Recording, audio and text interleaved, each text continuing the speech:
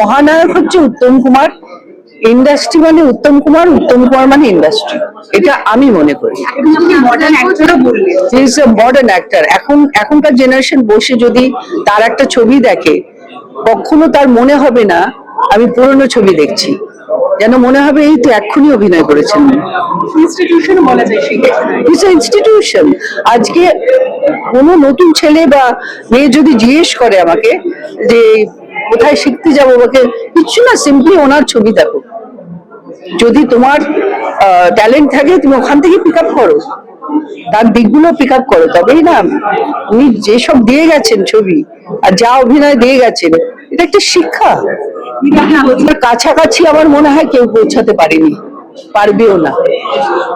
এটা বোধ হয় স্পেশালি ভগবান তৈরি করে, কুমোর যেমন তৈরি করে পাঠায় না, ভগবান তৈরি করে বলছে একটাই উত্তম কুমার হবে, দ্বিতীয় আর হবে না।